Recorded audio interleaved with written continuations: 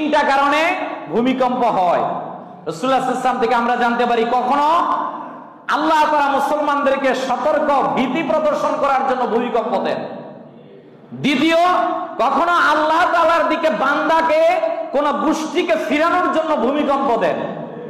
তিন নাম্বার, সত্য মিথ্যার মাঝে পার্থক্য করার জন্য আল্লাহ রাব্বুল আলামিন ভূমিকম্প দেন। ভূমিকম্প এসে আমাদেরকে একটা কথা স্মরণ করিয়ে দিয়ে গেল এই জায়গার মধ্যে, যে তুমি প্রস্তুতি নাও, সামনে আরো কঠিন দিন আসতেছে। আজকে 21 নভেম্বর 2025 সকাল 10টা 39 প্রায় সমগ্র বাংলাদেশের মধ্যে আমি দেখেছি 5.76 এর কাছাকাছি রিক্টার স্কেলের মধ্যে নরসিংদীর গোরাশাল, যেটা উৎপত্তি স্থল, সেখান থেকে যে ভূমিকম্প হয়েছে, আমি ভেবেছি আমরা বুঝি রক্ষা পেয়ে গেছি। না, রক্ষা পাই নাই। তবে আল্লাহর দরবারে শুকরিয়া, 3.5 লক্ষ মসজিদের উসিলায়, লক্ষ লক্ষ মাদ্রাসার উসিলায়, কোরআনের হাফেজদের উসিলায়, প্রিয় নবীজির আশেকদের উসিলার কারণে আল্লাহ তাআলা রক্ষা করেছেন। মনে রাখতে হবে, কিয়ামতটা কিন্তু জুমাবারেই হবে। এই ভূমিকম্প আমাদেরকে বুঝালো আল্লাহর শক্তি অনেক বেশি। তিনটা কারণে ভূমিকম্প হয়। রাসূলুল্লাহ সাল্লাল্লাহু আলাইহি ওয়াসাল্লাম থেকে আমরা জানতে পারি, কখনো আল্লাহ তাআলা মুসলমানদেরকে সতর্ক ভীতি প্রদর্শন করার জন্য ভূমিকম্প দেন। দ্বিতীয়, কখনো আল্লাহ তাআলার দিকে বান্দাকে কোন গোষ্ঠীকে ফিরানোর জন্য ভূমিকম্প দেন। তিন নাম্বার, সত্য মিথ্যার মাঝে পার্থক্য করার জন্য আল্লাহ রাব্বুল আলামিন ভূমিকম্প দেন। পৃথিবীর মধ্যে হযরতে সালেহ আলাইহিস সালাতু ওয়াস সালাম, হযরতে শুআয়ব আলাইহিস সালাতু ওয়াস সালাম, ওনাদের দুইটা জাতিকে আল্লাহ রাব্বুল আলামিন এই ধরনের ভূমিকম্প দিয়ে পৃথিবী থেকে ধ্বংস করে দিয়েছিলেন। কিন্তু আমরা মুহাম্মদ সাল্লাল্লাহু আলাইহি ওয়াসাল্লামের উম্মত হওয়ার খাতিরে একত্রে এই জাতিদেরকে আল্লাহ ধ্বংস করবেন না, এটা আল্লাহর ওয়াদা।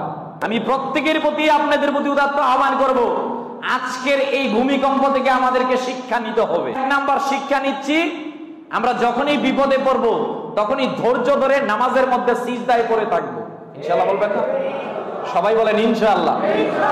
আজকে জুমার পর একটা অতিরিক্ত সিজদা দিবেন আল্লাহর কাছে, শুকরিয়া তার, যে আল্লাহ আপনি আমাকে রক্ষা করেছেন, আমার বিল্ডিং রক্ষা করেছেন, বাড়ি রক্ষা করেছেন।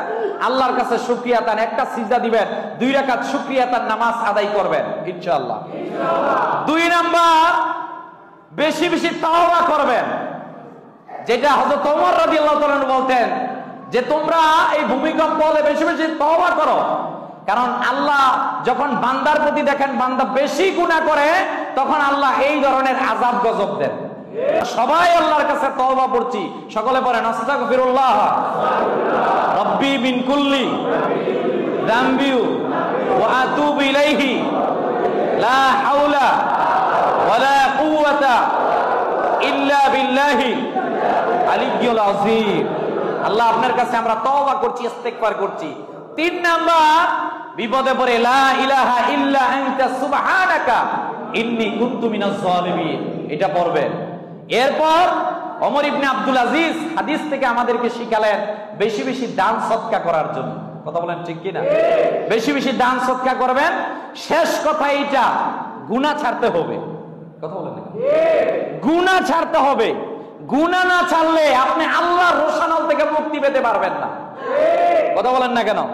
বাড়িতে গিয়ে চিন্তা করবেন, কে আমরা কোন গুনার সাথে যুক্ত।